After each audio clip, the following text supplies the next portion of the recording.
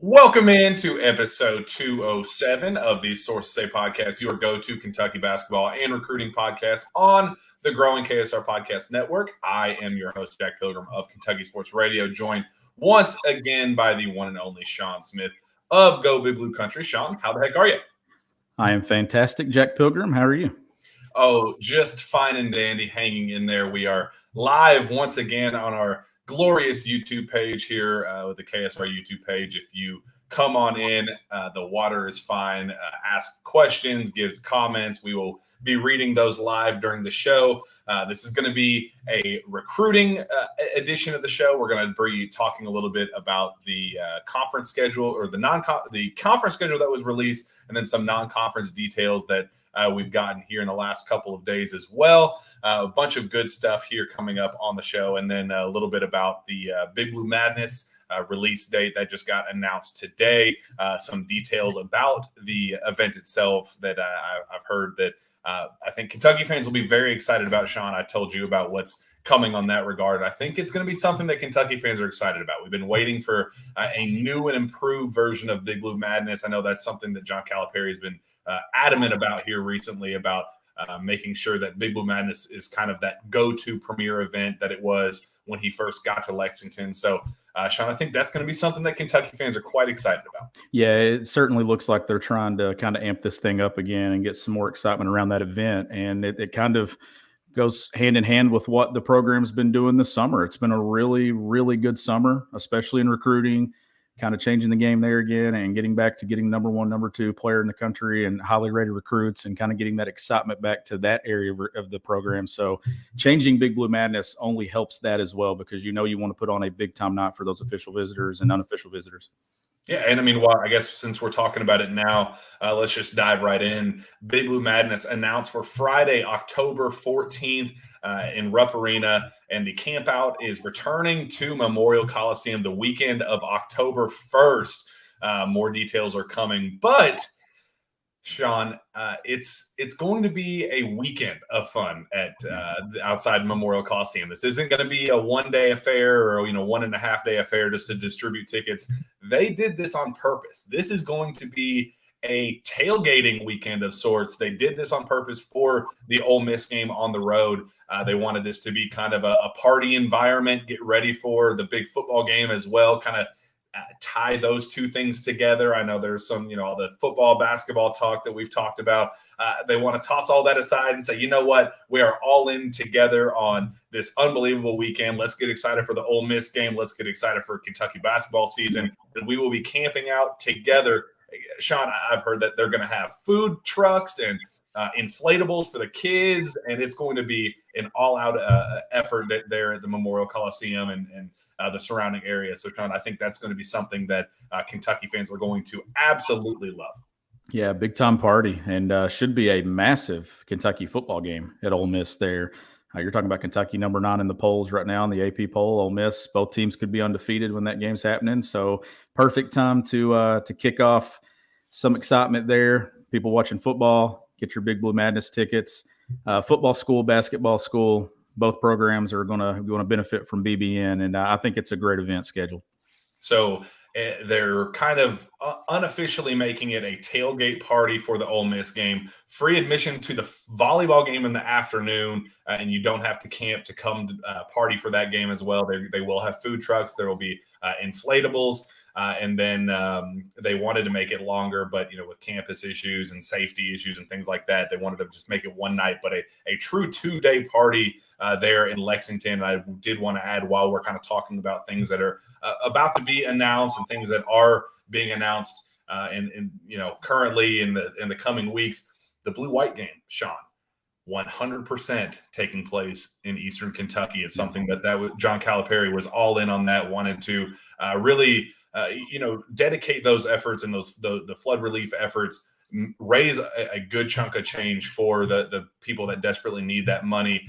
He's kind of been all in on this effort. He announced at that open practice during the telethon where they raised almost $4 million, an amazing night for Kentucky basketball.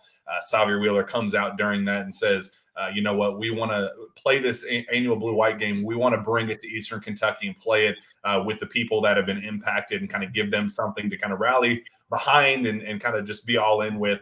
So that is 100% happening. I have a date on that, October 22nd. So keep your eyes and ears peeled on that. The plan is for half of the tickets to be donated to the victims of flood. All the flood devastation going on down in Eastern Kentucky. So I think awesome ideas on both regards for the Kentucky basketball program. They're you couldn't ask for better ideas, I think, for both events. Pretty sure that's on a Saturday, right? October 22nd. Yeah, that's good. High school football crowd on Friday night, and you get to do that event. I think that is a wonderful idea. When they announced that at that open practice and everything there in the telethon, I was like, that's a fantastic idea. Bring that thing to Eastern Kentucky, an area of the state where Kentucky basketball, it's not an area where the team usually makes a trip to. And I think that that's a cool thing. Now, I know that they've been involved with helping with the flooding and raising some funds there, but this is the perfect way to do it. I would love to see that game move around the state every single year. Not be at Rupp Arena, not be at Memorial Coliseum, move that thing. It's the only thing that I think you can kind of make mobile and take it around the state. And it kind of lets the program go to all areas of Kentucky, Eastern Kentucky, Western Kentucky, Northern Kentucky. I think it'd be a great idea to play it at some different places around and just make that an annual thing. Well, and that's kind of been the argument against Big Blue Madness the last decade or so, is that it's just a glorified layup line. They don't do anything of substance in those games. It's really just an introduction to the players. Coach Cal typically gives his kind of state of the program address. It doesn't really do anything from a basketball perspective. The blue-white game is always kind of the go-to for fans that really want to see their first glimpse of this team. Obviously, this is a different example because we have gotten to see them play against real competition in the Bahamas. So I think because of that, it's such a unique opportunity because fans aren't going to be, kind of, tripping over each other to get into Rupp Arena to go see this blue-white game, right, Sean? Like, I think that this was the perfect opportunity to say, okay, let's do something fresh. Let's do something unique. Let's do something to give back to a group of people that desperately need it right now. I thought that was such a cool idea on Kentucky's part. So I'm very much looking forward to that blue-white game getting moved to Eastern Kentucky. And I know that the people down in that end of the state are very much looking forward to that as well. If you're tuning in, what do you think about the Big Blue Madness camp-out announcement? What do you think about the blue-white game taking its talents down to Eastern Kentucky? I'm sure Kentucky fans are very excited about that. I did want to bring up a comment. You kind of touched on it there about the Big Blue Madness camp-out and just Big Blue Madness in general. John Calipari had a quote where he said, it's unacceptable to not have a camp out. It's part of what makes UK basketball special. We have some great ideas on how, where, and when that will make it tremendous. Unless there's some sort of roadblock, camp out will return. And then he talked about it on BBN tonight. He said, madness, you got to be talking about madness for a month or we didn't do our job. It's unacceptable. The camp out, you got to have a camp out. In basketball, one player can win you a national title. It's not football. Football is the cavalry, one player. So everything you do has to be geared toward not losing that guy because theirs is so much better. You don't want them to have any chance to say this is way better. I still remember the John Wall dance, guys coming out of the ceiling. We got to get back to doing that. So I thought this was just a really cool thing, just on John Calipari's side, where we have seen just kind of such an all-in effort on his end to just kind of get back to that gold standard of Kentucky basketball. The new uniforms, the Bahamas tour, raving about his team every chance he gets. It really feels like he's doing, pulling out all the stops to bring this program back to that gold standard and get everybody talking about it and being excited about it. I mean, he said this needs to be an event that we talk about for a month. Having kind of this tailgate party, this huge party scene in downtown Lexington at Memorial Coliseum, I think that's a hell of a way to start, Sean. And I appreciate that he's kind of seeing these type of events get you that one guy. They get you that Zion Williamson. They get you that Anthony Davis. They get you the John Wall. We need to make sure that we're getting those type of players. And by ramping up those efforts with Big Blue Madness, it's certainly going to do it. Well, I mean, it's a night for the fans, but the biggest thing about Big Blue Madness, I mean, you're not getting a lot accomplished on the floor. You're not going over things. You're not getting better when it comes to practicing because we know they go through the motions with a scrimmage and all things like that. It is about winning those recruiting battles. That is where you win at Big Blue Madness. Like you just mentioned, you get a Zion Williamson. You can't have Duke doing what they do and making it cool. You can't have Kansas doing things and making it cool. You've got to be the one that everyone's talking about when it's on social media, on Instagram, everybody on Instagram stories, things like that. You want your event to be the one being discussed and talked about. And I think that you're going to see a bigger event this year, bigger than what it has been in recent years. They're going to get back to doing some of the cool things because that's what it's ultimately about. That is the night that you showcase your program and you actually put on a show for those guys sitting behind the bench and for your fans as well. Yeah, absolutely. And Blake Coomer says 606 has some of the most passionate fans in the state. It's going to be an awesome environment. Donating tickets to victims is a no-brainer. I mean, absolutely. That.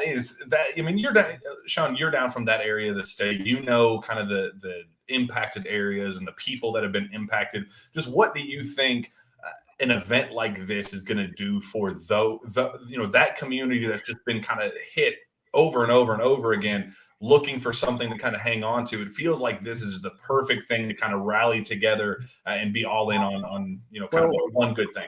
The one thing about Kentucky basketball, and I talk to a lot of people about it, especially since we do the job that we do, that's the one thing that connects every corner of this state to each other. It connects Eastern Kentucky to Western Kentucky, Central Kentucky to Eastern Kentucky. It connects the whole state together. Kentucky football, Kentucky basketball, BBN in general. But the Kentucky men's basketball team coming to Eastern Kentucky, that's a big deal. There will be people at that game that night that have probably never been to Rupp Arena, have probably never been to a blue-white game. There will be people go to that game that have never got to see this team in action before. I think that's the biggest thing about it. You're talking people who've probably been Kentucky fans for 30, 40 years. You're going to have young kids probably getting their first taste of getting to see Oscar Tshiebwe, Xavier Wheeler, John Calipari. That's what makes it special, but also giving back, donating those funds to the people of Eastern Kentucky, the people that are going to take years to build back what their life was. Some will never be built back the same. They lost so much. So moving that event to Eastern Kentucky, that's a huge win. I think that's the best decision for John Calipari in the program. I thought it was a home run. And honestly, all the decisions, the jerseys, the changes to Big Blue Madness, the camp out coming back, the recruiting wins, it feels like the loss to St. Peter's really ignited something within this program, and it's getting back to what made it what it was, let's say 7-8 years ago. Absolutely. Keep in mind, October 22nd for that blue-white game, and then Big Blue Madness camp out for October 1st and 2nd with, I believe, that October 14th date scheduled for Big Blue Madness itself. The other kind of big team news that we heard this week, Sean, one that kind of dropped right after we recorded our last episode, kind of frustrating. We're like, man, we were waiting for that big drop, and unfortunately it happened a day later. So we'll definitely dive into that a little bit. We get the SEC schedule, and it's one that I'm actually a big fan of. I like the way it's laid out. I like some of the road trips that UK went on. We can go through it right now.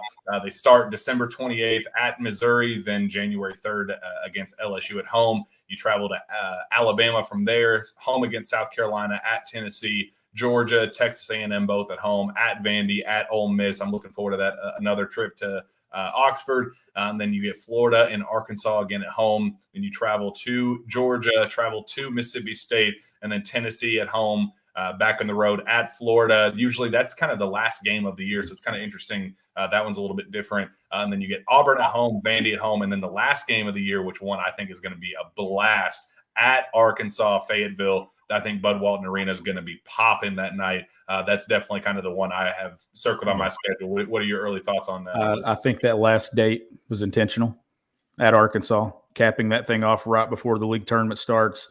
Could decide the league, honestly. I mean, you could be on the road at Bud Walton Arena playing for the outright SEC championship in the regular season. My first thing about this schedule that I noticed a week ago, you have a favorable road schedule. I think so. It's honestly not that bad. I think that's the biggest takeaway. I mean, obviously going to Arkansas, going to Tennessee, those are tough. Going on the road to Florida, but you get at Georgia, you get at Vandy, a place that you've had a lot of success in recent years. You get on the road at Alabama, on the road at Missouri. I don't think that's a difficult road schedule. The difficult games are on the back end of it. Now, I know you get a few there before you go to Thompson-Boling, but you get to close at Arkansas. I think that's my biggest takeaway looking at the road schedule is you get some games there where they've had a lot of success at Georgia and some other places. Yeah, if there's not one game, I'm excited for that Arkansas trip with their recruiting class and just kind of the excitement around that program, and Eric Musselman being kind of the cool, uh, up and coming coach that everybody's excited about. I'm excited to see that kind of head to head battle going into when the games actually matter in that SEC tournament slate. It's going to be a blast. Again, I'm looking forward to that Ole Miss trip. So of the teams they play twice, who is it? So they got Vandy twice, right? And they got Georgia Vandy, twice. yes. So that's a break right there. Playing those two teams Mhm. twice, I think that's a significant break. You get Arkansas twice, you get Florida twice, and you get Tennessee twice. Now those are some tougher matchups. I'd still like to see home and away with Auburn every single year. I'd like to see them play the better teams in the league. But the thing that you look at with this SEC slate, you're going to get some quad one opportunities in league play. Probably 7, 8 quad one opportunities, if not more, just from your conference, not counting what they have out of conference. Now, the entire schedule is not finished. We're still waiting on some of those non-conference matchups. But looking at the overall body of work with the schedule, there's going to be plenty of quad one opportunities in the out of conference and in the conference. Yeah, and I guess while we're talking about it, the non-conference schedule today, Yale, the matchup against Yale was announced as December 10th there at Rupp Arena. That was one of the last games that kind of had a TBA, TBD, depend on when that game would actually be scheduled. I think the only one left that has kind of been unofficially announced is Duquesne. There at Rupp Arena. We have not gotten a date on that one, but the rest of the conference or the non-conference slate goes as follows. November 15th, Champions Classic against Michigan State there in Indianapolis. I'm very much looking forward to that one. We got November 18th against North Florida at home. Then we travel to Gonzaga, taking on there in Spokane. I'm very much looking forward to that one on November 20th. It's a Sunday. That's the night after, Sean, the Georgia game. That is setting up for one hell of a weekend. You get North Florida there on Friday, then Georgia Georgia on football, and then Sunday you get at Gonzaga. I mean, you're talking about a 3-day stretch, Sean, that I think Lexington is just going to be torn down to the ground if the ball bounces in ways that they could. I think that's definitely going to be one that people are excited about. Yeah, and it looks like, if I'm counting correctly here, that there's still 3 games that they have to add. So I've counted 28 games. So there's 3 non-conference dates somewhere. Looking at it, probably going to be early November, I'm assuming those games will be before, because I know Champions is later now, November 15th. So we have no idea when that Duquesne game will be, but there's definitely 3 games missing that they're going to add somewhere. What do you think of that change, the Champions Classic, and instead of it being the kind of premier season opening event, them pushing it back a week? Because I know that's kind of something that Kentucky fans were kind of wishy-washy about. They like the premier opening the schedule with it, but it's also a more difficult game. So the coaching side of me says, I'd like to have the 2 or 3 dates before it. That I think that's the big thing, especially when you're playing teams like Michigan State, Duke, Kansas to open your season. I think that it's good to have some of those games to kind of get your feet wet before you go into an event like that. But I'm okay with it. I think back in the day when it was the huge college basketball marathon where it started at midnight the night before and went all the way up to Champions, I thought that was a cool way to kind of introduce and kick off the season. But I think it's big, too, to kind of move it away from and towards the end of football instead of getting it there at the beginning. I kind of like where it's at there in the middle of November. But, hey, look at this week. You're talking Michigan State in Indy for the Champions Classic. Then you come back home and you play North Florida. You got Georgia and football on Saturday. Then you go to Gonzaga on Sunday. Now, any concerns there about a Friday night game against North Florida and then immediately getting on a plane on Saturday or whenever, going all the way across country to Gonzaga? Any concerns there about how quickly they had to squeeze that game in? I mean, yeah, probably, but that was also that was an on-the-fly schedule too. Like you could tell that they're like, all right, when are we doing this? Yeah. But I will say Kentucky against North Florida, that was one of the games early on this year that I think Kentucky played extremely well. That was one of their first big blowouts of the year, if I remember correctly. I think Damian Collins had a huge game that night. And so it's a nice tune-up game if you're looking for a confidence booster before that road trip, I think. And I think that's kind of something that, you want to kind of go back-to-back, kind of the way that we saw them against in the Bahamas. You get those 3 games in that short period of time. I think 3 games in 9 days or 8 days, whatever it ends up coming down to. I think that's or I guess 5 days. The 15th, 18th, and 20th. So You get those three kind of back to back to back, two of them being super high profile games. It's kind of let's put your money where your mouth is and see what you got on this team. I actually really like the way that's laid out. So looking at this schedule, you can already kind of look and see where those three games are going to be added. There's going to be something between Gonzaga and Bellarmine because that's a 9-day layoff. So Thanksgiving week, you'll probably get two, if at least one there. And then I'm assuming right before Champions Classics where those other games will be added. So that's probably the way that the schedule is going to go because it looks like December is already full with Michigan, Yale, UCLA, and then Missouri and Louisville. So that's the way I think it would probably fall. Somewhere in front of Champions and then somewhere right there in that Thanksgiving window. So I again, when you look at the rest of the schedule, Sean, I know there's some people that go, we Kentucky needs to play Duke, North Carolina, Kansas, at home, back to back to back to back to back, and that'd be the whole homestand. That's obviously not going to happen. That will never happen. And the fans wanting that, sorry about your luck, it ain't happening. But I do know some of the other teams, the few teams that are left that haven't gotten announced yet. Kentucky did get creative in the way these games are going to unfold and who they scheduled. Some familiar faces that could be coming back to Rupp Arena. That could be a little hint that I don't want to give away too much, but they wanted to be creative with who they're bringing back to Rupp Arena and kind of make that kind of a substantial game in that regard. So, Sean, I think when you look from top to bottom, we haven't gone from there. You get Bellarmine, you get Michigan out in London, you get Yale at home, which I think is pretty unique. I think Kentucky's only played Yale once in the program's history, I believe. And then you got UCLA at Madison Square Garden. You get Louisville at home on December 31st, and then the big one, Kansas, coming to Rupp Arena for the Big 12 SEC Challenge on January 28th. I think it's a hell of a schedule there, Sean. I do too. And it's the thing now, you want to schedule tough.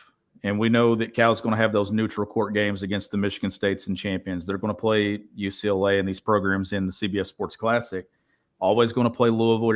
You got the Big 12 SEC Challenge. You're going to draw a marquee program in that game. But you got to be careful with how much you do add because the SEC is not what it was 6 or 7 years ago. The league is going to present challenges for you with 2 games against Arkansas, 2 games against Tennessee. There's programs there that have dreams and aspirations of getting to a Final Four. So you're getting tested in the league, so you don't want to go overboard with the non-conference. I do think the addition of Gonzaga was kind of the icing on the cake for this schedule. I like the schedule once they added that date. I think you got enough with Michigan State, Gonzaga, UCLA, Michigan, and London, Louisville, Kansas. I think you have enough in the non-conference there. I love the schedule. I actually think it's been one of the better schedules in recent years. We got Aaron Gasaway says, sucks though. We get Arkansas in Rupp on a Tuesday and we go to them on a Saturday.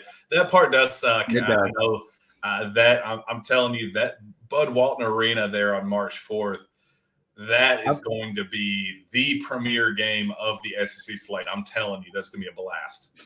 I've never been one. You know this. Me and you went to Florida a few years ago, and then turned around and SEC tournament starts and everything. And that was the COVID year that we didn't get to do the tournament.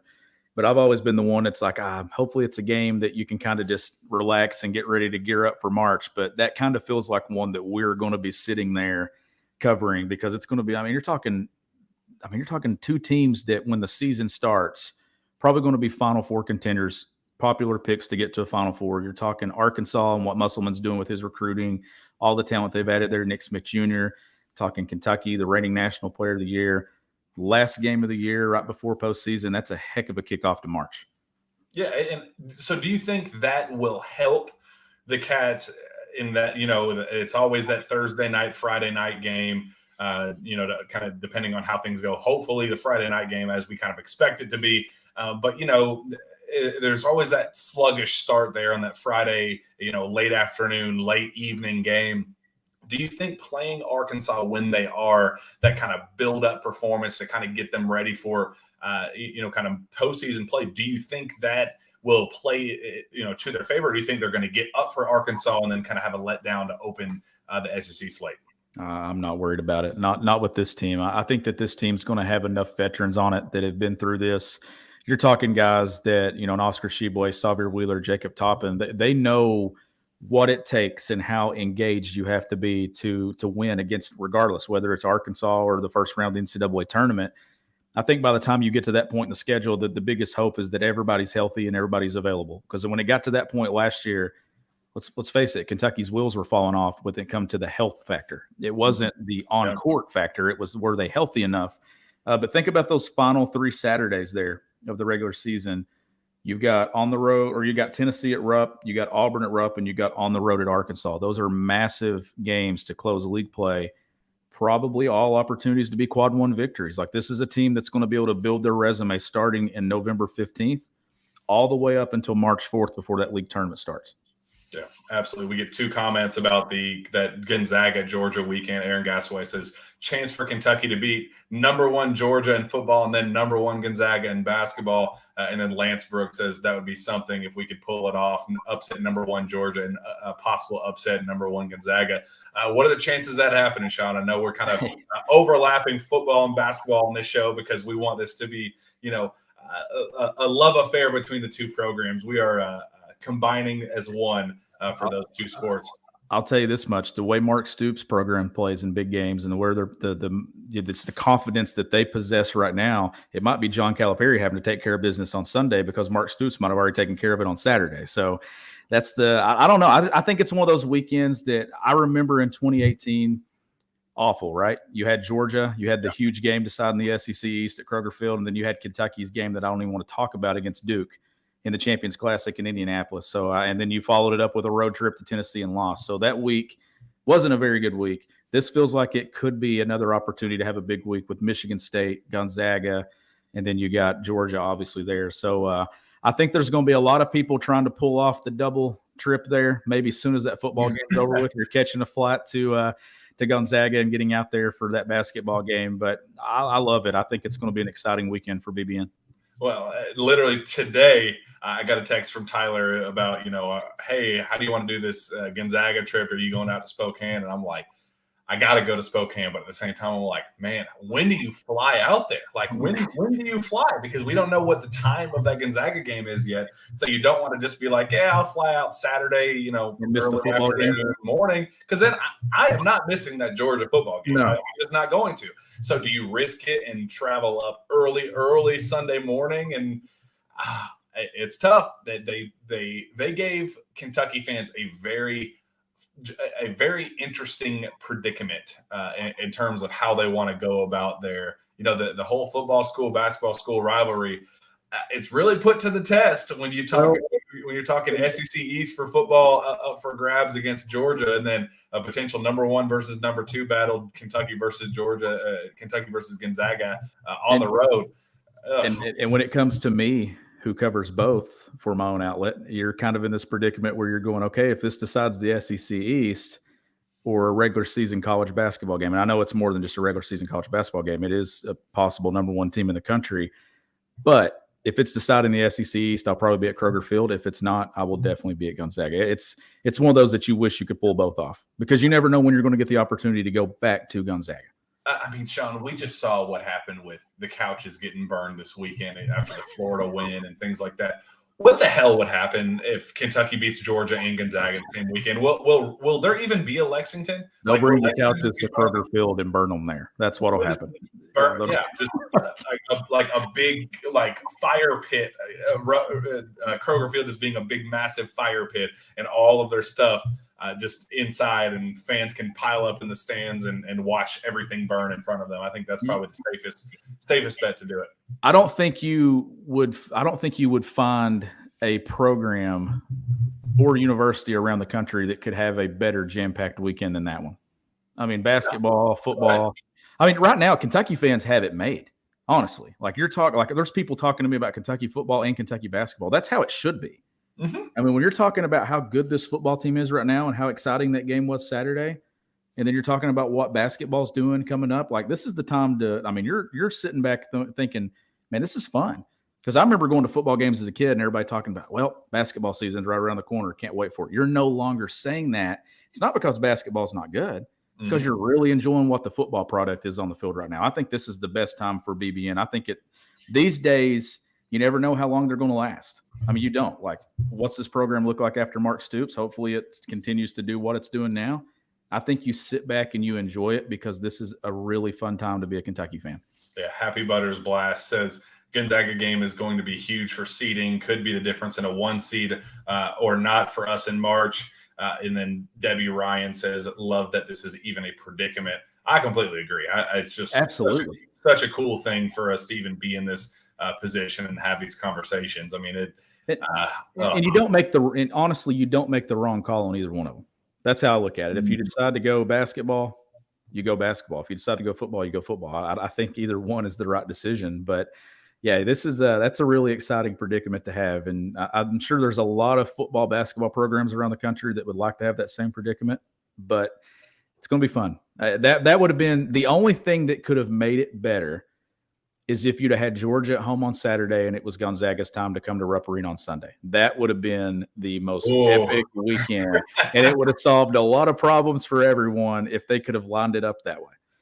That would have been a camp out tailgate weekend where they just arrive Thursday afternoon and they don't leave till Monday morning. Yeah, they don't even know the North Florida game's going on Friday night. No, they're like, you know what? We'll watch it on TV. We'll catch it on, the streaming sites or whatever. We're going to be tailgating outside and we're going to be having a good time. Oh man, that's I like that comment from Debbie Ryan. Love that we're even in this predicament because it could be a whole lot worse, and there are a whole lot of other schools that are struggling with the same thing. So there's a lot of scheduling talk there. Let me go through the comments and make sure nobody else has any other questions about that. Kevin Price says, any idea when basketball tickets go on sale? I do not know. Sean, have single game tickets gone on sale yet? Didn't they send something out earlier in the? I thought I saw something. Maybe let me check. They had it on Twitter. They've not been as active on Twitter this week. Let me go back and look here. I want to think. No, season ticket renewal deadline is Thursday, September 8th. That's the only thing I've seen with tickets. So I mean, we're at least in the ballpark. Yeah. We'll be getting some. Well, probably got to know the full schedule. Is probably what they're waiting on too. Like I said, there's still 3 dates missing because I see 28 games on the schedule. They're going to play 31. Mm-hmm. Which Louisville announced their schedule today. Duke announced their schedule today. Kentucky, I reached out to Kentucky today to see if we got an update. They said, your guess is as good as mine right now. No official updates right now. So we do not have anything official yet, but I'm sure that will be happening in the very near future. So we'll kind of ease our way out of scheduling talk. It's something Kentucky fans are obviously very excited about. I'm very excited about it. But it's also another big week, Sean, for recruiting reasons. It was the opening of the live period for the Kentucky coaching staff, where they have been racking up the travel miles, racking up the sky miles to go see basically everybody that they're going after in the class of 2022, class of 2023, class of 2024, and even some kids in the class of 2025 are getting some early sniffs and discussion. So that's definitely something to be excited about, Sean. The very first visit, John Calipari and his staff, and it was the entire staff. They went 3 deep. It was John Calipari, or I guess 4 deep. John Calipari, Orlando Antigua, Chin Coleman, and Bruiser Flint went up there to the Northeast, to New Jersey, to go see, you guessed it, DJ Wagner and Aaron Bradshaw, the very first visit they took. What does that tell you about where their head is, collective head is at about, recruiting and who they're going after, and just how important it is to land those 2 guys to close out this class? That was supposed to be the first stop on those visits. That absolutely. You're trying to get both of those guys. It's right now, the main focus was obviously about shoring up 23 and then getting the start on 24. Like, they're trying to take care of 23, finish that thing off. It all starts with DJ Wagner. And I think that was the perfect way to kickstart it. You're taking your staff up there with you. You're making a statement there, and you're hoping probably in the near future you get decisions made with those guys and kind of get that 23 class inked and on paper before you even start in the Champions Classic there against Michigan State, because we know that's close to that signing day date. So Kentucky looks like a class, Jack, that if they can get some momentum here down the stretch in the fall, the bulk of it could be finished before they even get into their own season. Yeah, and we've talked about, this class of this 2023 class, and how I am not a fan of these guys, in terms of superstar prospects. I think that they all have their flaws. I think Justin Edwards, for my money, is the best player in the class. Kentucky has him committed, but he's best served as kind of a Robin and not a Batman. And it's kind of fascinating to have a guy who, in terms of talent, based on everybody else and compared to everybody else, is as a Robin. You don't get that often as the best player in the class, and every one of these players in the class has flaws, and they're not, it's not a perfect group, but everybody is recruiting from the same pool, and it appears that Kentucky is going to get all of the best players from that pool of the top talents and top 5-star recruits. So just curious your thoughts on if things unfold the way I think Cal envisions. They're going all in on DJ. They're going all in on Aaron Bradshaw, and then Ron Holland is a guy that UK took a visit to on Monday. They're going all in on him. I think it's Arkansas, Kentucky, and Texas kind of fighting tooth and nail to try to climb to the top of his list as well. They're going all in on those 3 prospects to round out that class to join Rob Dillingham, Justin Edwards, and Reed Shepard. It's a deep class, a very, very deep class. And if you finish with those 3 guys, and that's what your class is, you deserve an A+, because that's a heck of a class. And you talked about it. The class overall, it's not one of those classes where you look at and say, okay, those are difference-making guys the moment they step foot on the floor in college basketball. But the guys that Kentucky's getting and that they're after, those are the difference makers when you're talking, DJ Wagner, you're talking Justin Edwards. Like, those guys to me are difference makers the moment they step on campus. You put that class with the guys that we've talked about as possibly coming back for another season at Kentucky. And I know it's too early to start talking about that, but we know there will be guys coming back. You're talking about the makings of a number 1, number 2, number 3 team in the country the moment the season starts a year from now. So not only are we talking about a team highly ranked now, you're kind of setting the door and setting everything up, setting the table for what it looks like next year too. Yeah, and we've talked. I think John Calipari knows that this team that he has on campus right now it's a title contender. He's very confident in this team, going all the way, or at least at the very least making a deep run. And I think he sees the year afterward.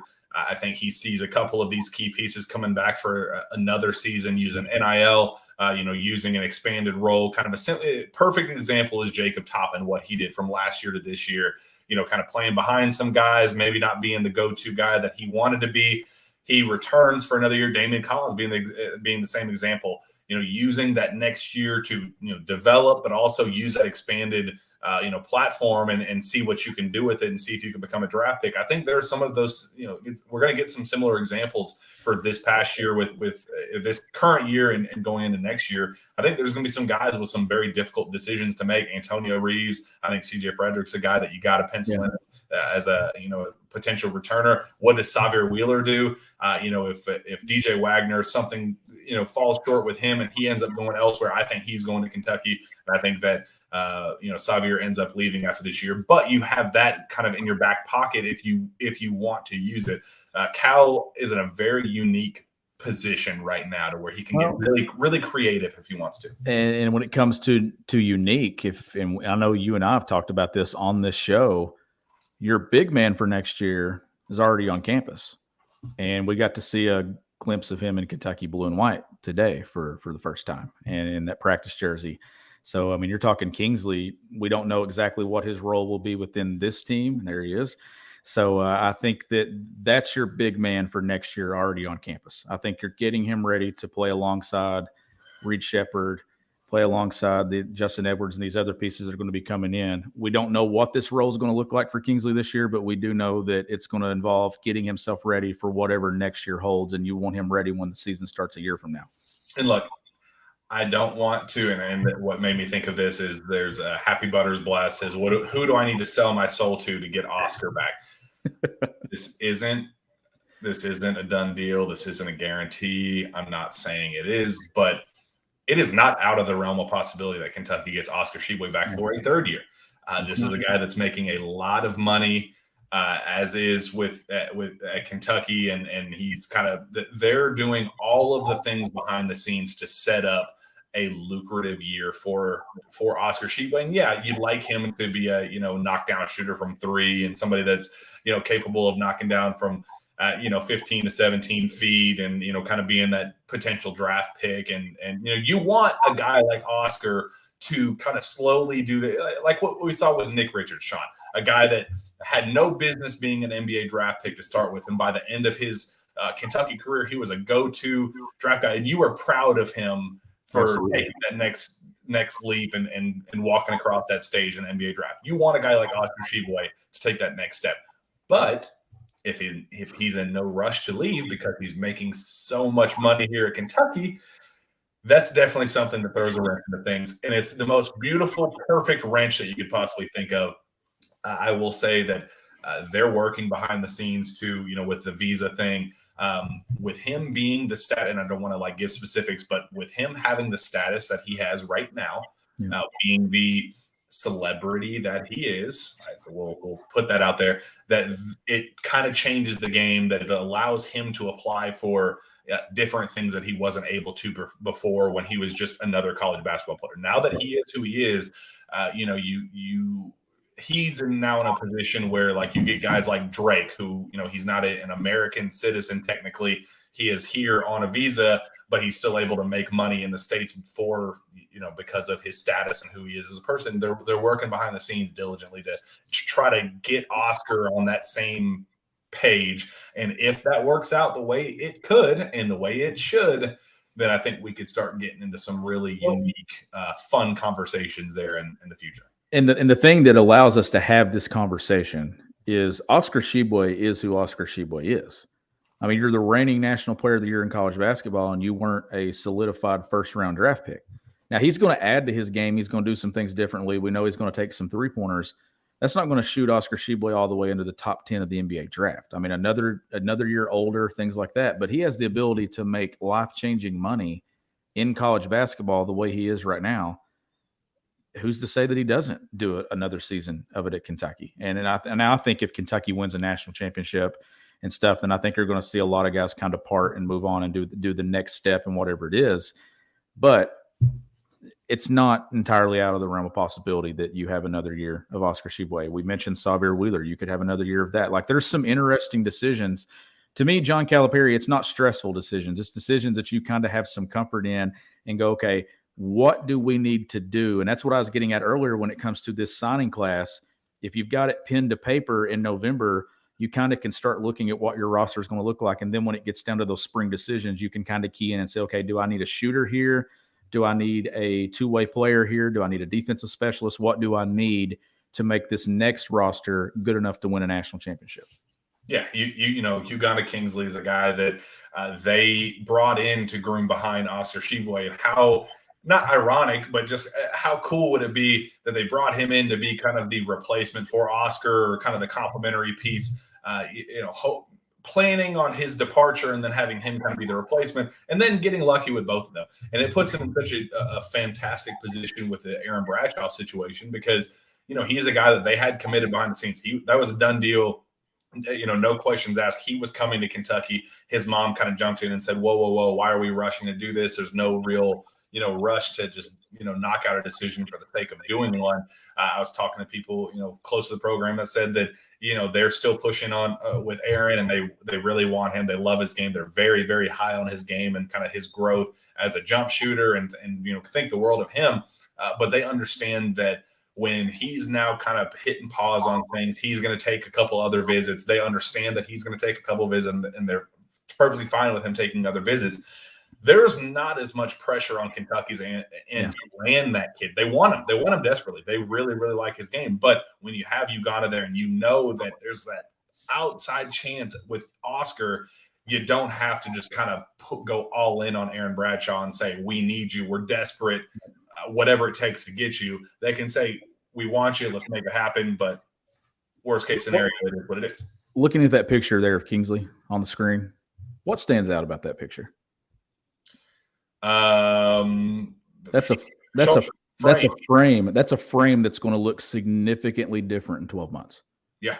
That's a frame that can put on a lot of size, a lot of muscle in this conditioning program at Kentucky. We've seen it. We've seen how quickly these bodies can change once they get on campus at UK. Let's compare that picture now. Let's see another one in February, March, and see what he looks like. It'll be entirely different. Yeah, Like that's an impressive frame, and I think that's what you're wanting. You're wanting him to be that elite rim protector for you a year from now. You're wanting to be that strong body that can screen, can run to the rim, can make some plays on the defensive end. I love the position that John Calipari's in. I told you a couple of weeks ago on the show, the portal year was the perfect bridge to what they wanted to do. We had that discussion 2 years ago where we're like, okay, what is Kentucky going to do? Is it going to be portal pieces, portal pieces, portal pieces? Are they going to get back to getting number one, number two, top 5 kids? We know now that the blueprint is to get the best of the best in high school basketball, but then to mix the rest of your roster with a guy like Antonio Reeves. Or a transfer as you needed a certain position, or you go get a guy that is a reclass that is going to be a project and build and develop within your program, a Jacob Toppin. You fill your rosters with those guys that have the upside and the potential to turn into possible NBA prospects. I love the way that John Calipari has built this roster, and I love the approach that he's taken in the last year to the way that he took advantage of the portal. It was the perfect bridge. It put him in position to make a deep run last year. It didn't work out, but you're still benefiting from that portal because you got Xavier Wheeler, Oscar Tshiebwe, these guys back again. Yeah, absolutely. Daryl Williams says Dillingham is not coming here to play behind Wheeler. No, he's not. He's not. But that's also why I said that if things go south with DJ Wagner, you don't have to have Xavier coming back to, it's just something that you have in your back pocket, knowing that, he probably isn't going to make this massive jump to NBA status this year, where if you beg Xavier to come back and say, hey, we got some NIL money lined up for you, let's make this happen, let's cut to the chase, we need you back, Xavier. He's a guy that's probably going to take UK up on that offer. It's a great position for him, great platform for him. The only reason why I even brought him up is just to say that's how creative Cal can get if it gets to that point. And he's likely going to lead the Power 5 in assists for a third straight year. Mm-hmm. I mean, there's not many. I don't know. Is there anyone that we can say that about in history? I know definitely not in recent history that I know of that's led the Power 5. I mean, he did it at Georgia. He did it at Kentucky. He's probably going to have a good chance to do it at Kentucky again. It just gives you some insurance as a coach and as a program to know that if you need to go that route and if the kid wants to go that route, you have that option. Yeah. Going back a little bit earlier in the comments, making sure we hit on everybody. Andy Chin says this class is going to be ridiculous with Kingsley in the paint. I completely agree. Big fan of Kentucky's potential with Kingsley down there, down low. And then the next comment was Daryl Williams said, Rob, DJ, Edwards, Bradshaw, Reed.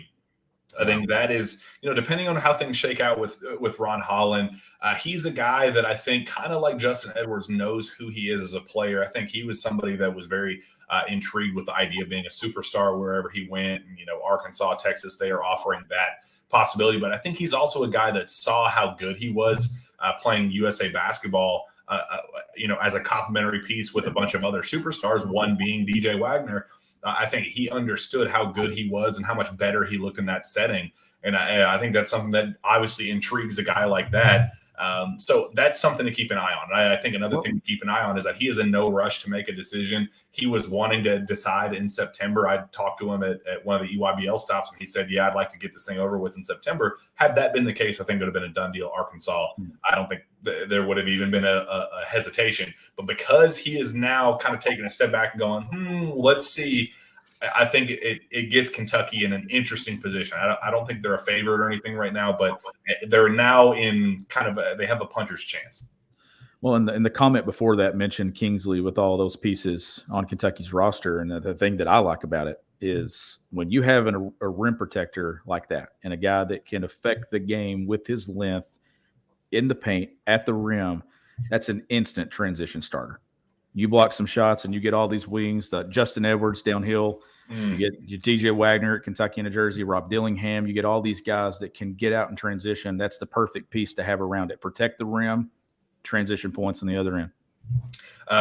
David Wood asked, has UK started recruiting Eric Daly Jr.? No.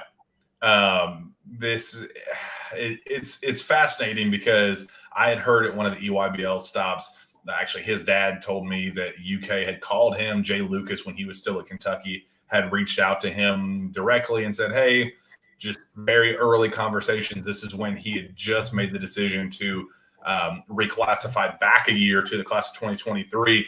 And then today he puts out his list with Kentucky on it, cuts his list to 8, and Kentucky is on it.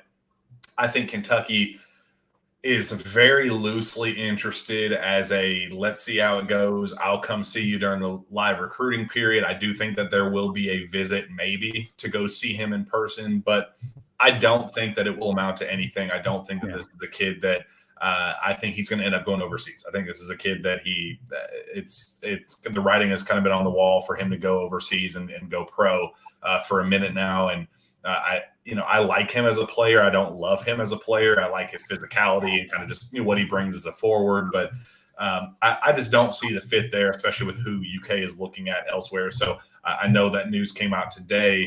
UK has not offered, and I don't think there are any imminent plans for UK to offer, but there could be some conversations kind of ramping up, and there could be an in-person visit that happens at some point, but I don't think it extends anything beyond there. I definitely think that his likely end destination will be overseas. Looking elsewhere to see if there are any other comments that we may have missed regarding recruiting. Kevin Price, I read an article a couple months ago that Bradshaw actually lived with DJ. Somebody else asked, there's a rumor about DJ and Aaron not liking each other. I can't remember who said that. Zach Braun are the reports that DJ and Bradshaw don't want to play together in college. True. I don't think so. I mean, I think it's more so Aaron Bradshaw has been playing next to DJ Wagner for so long, and kind of playing under his shadow type deal, like if you're playing with your brother, your brother is a, superstar and you're kind of very good in your own right, but not that same level of guy. You kind of don't want to be tied down to him, but you still obviously want to play with your brother, right, Sean? I think that's kind of the best way to describe it. I do think that there's a very solid chance that they play together. It's not a done deal, obviously, but well, it's also one of those things. We both know they're both talented in their own right, but when you play together, like it's one of those things where DJ's obviously the higher profile guy. We've been following DJ Wagner now for years when it comes to Kentucky basketball recruiting. It gets eyes on you as well when you play with someone like that, and that's a big reason why you go to Kentucky. All eyes are on this program. NBA scouts, we know that they're going to have their pro day at some point this fall. It's going to be NBA scouts in Lexington for an entire weekend. It's an annual event. That's why you come to a place like Kentucky. It's about the next step in your basketball career. It's not about the current step. It's about the one beyond Kentucky. Absolutely. BJ Haga 2 says Trey Johnson versus Ian Jackson. Do we see Cal getting both? Is there one they want more? No, they want them both very equally in their own beautiful, beautiful regards, because they are, for my money, the two best players in that class of 2023. And I think Kentucky's in a phenomenal spot with both of them. And my thoughts on Ian Jackson. You know how much I love Ian Jackson. He's my favorite player in the class. Honestly, I'd take him right now. That's how much I like Ian Jackson. He produced. You cannot tell me that Ian Jackson wouldn't be on this team right now and not produce. I mean, that's a dude. He's one of those guys that he's not elite at any one thing, but he is so freaking good at everything that he does. He's a very good defender. He's a very good slasher, ball handler. He gets a little erratic at times, but you know what? Who the hell isn't at this stage? I mean, it was the defense in Spartanburg when I was there, and that was the first live look that I got at Ian Jackson back in April. And I texted you and I said, Ian Jackson just got Orlando Antigua out of his seat, and it wasn't because of a dunk or a basket. It was because of his defense and his willingness to defend. And I was like, okay, that's a guy Kentucky really likes. It's a guy I really like. I'd love to see him in Kentucky blue. Yeah, Aaron Gasaway says Ian Jackson is the best player in high school basketball, in my opinion. I wouldn't say the best in high school basketball, because there's a lot of very good players out there. That 2025 class is very special. Yeah, Aaron Peterson's a guy that UK just offered, and they're very, very high on him. But Ian's right there. You're talking upside. It's there. And Ian is an interesting case, because I do see him physically as a reclass guy. Sean, we've talked about that several times on the show. I do think that Kentucky gets DJ Wagner. But for whatever reason, if Rob Dillingham randomly decides that he wants to decommit one day, or they get a surprise departure from Antonio Reeves, Antonio's a guy that they wanted back, for next year. They were penciling him in as the next guy. But if he's so freaking good this year, Sean, that he goes to the draft and they need that guy at that position, maybe if they're not super confident in Justin Edwards or however they want to I don't know, however they want to play it out. Ian is a guy that would be my first call. I'd say, Ian, we need you right now. They are intrigued with him as a reclass guy, but I do think that when push comes to shove, he is Kentucky's #1 target in that 2024 class. And hopefully he stays there, because that would be one hell of a way to kind of as like the anchor of that rising junior class. Well, we've been talking about adjustments and things that John Calipari's been doing different, and another one was getting in on 24 sooner, extending those offers. That was a big deal. You build those relationships, but now you build those relationships centered around, yes, we want you, and I think that was a big adjustment that Cal made this summer. Like I said when we opened the show, I think that since St. Peter's, I think John Calipari and this men's basketball program has done everything right. I honestly think that they have made everything that we talked about on that trip home and then the days following that loss, they've answered the bell. Yeah, I completely agree. Going down the list, Titanium Titan says, this is football related, but any rumors / news on Stoops getting a lifetime contract? I haven't heard anything about a lifetime contract for Stoops, but I don't think that's something that I'm necessarily a super huge fan of. He keeps winning enough games, he gets an added year anyhow. So, like, it's I mean, basically, you win 7 games a year. Do you think that's going to need to get rewritten to where, that's the expectation that he wins 7 games a year? Or do you think it's kind of like, oh, that's an expectation. We want you to win 7 games a year.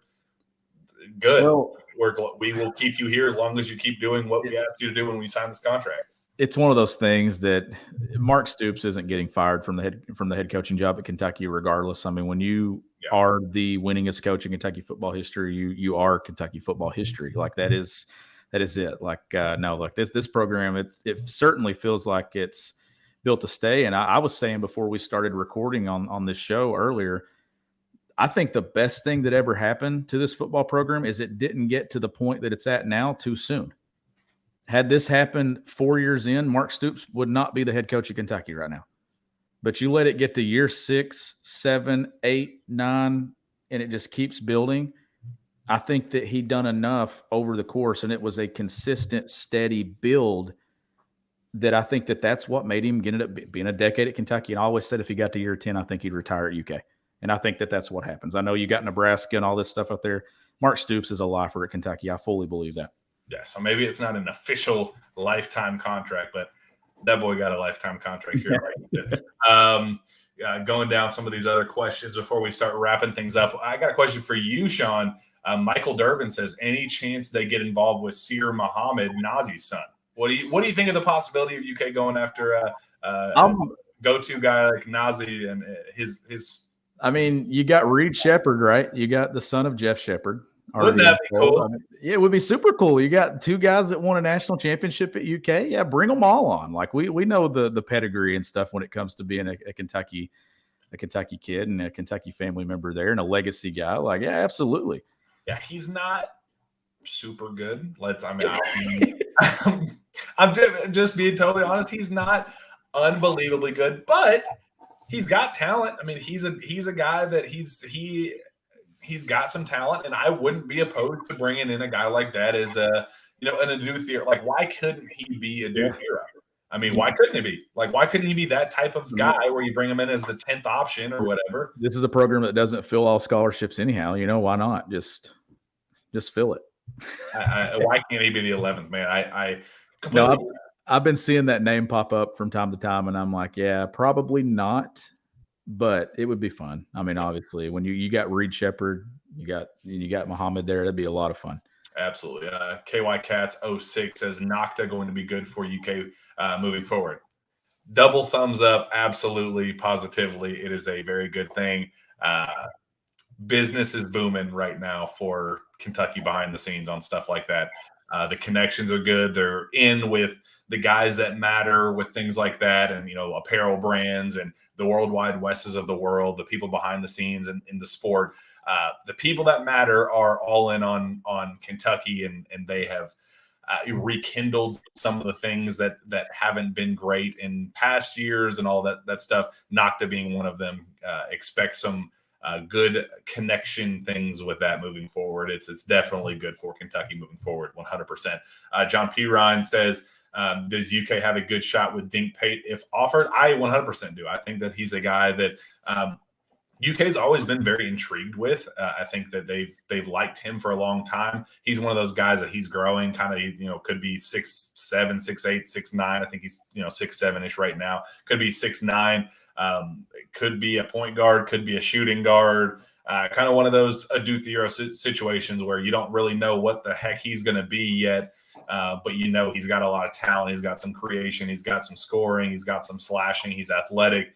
He's a lot of fun to watch. One of my favorite players in that class. And I think Kentucky likes him a whole bunch too. And I know he's a big fan of Kentucky as well. A lot of Texas ties. I know he's close with, Cason Wallace, and then I know KT Turner likes him quite a bit. So that's definitely one to keep an eye on for Kentucky basketball. I believe that wraps up some of the other questions. I know Titanium Titan says, when are some of the single game tickets for basketball coming out, and are they already being sold, specifically Arkansas versus Kentucky, February 7th? We talked about it earlier on the show. I am not 100% sure when those tickets are coming out. And then he also asked, is Ron Holland set to commit this month? Wasn't sure if I read an article correctly. That was the case before. He was going to commit this month. Now he's kind of taken a step back and said, I'm evaluating my options thoroughly. We'll see how things go.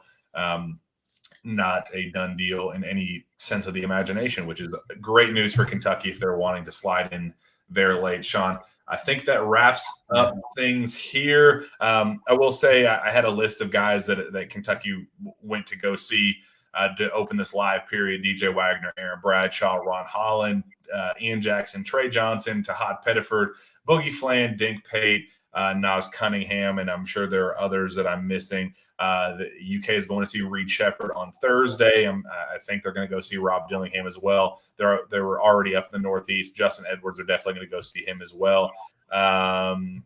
Ace Bailey, UK is going to go see him. Jaden Williams with Overtime Elite.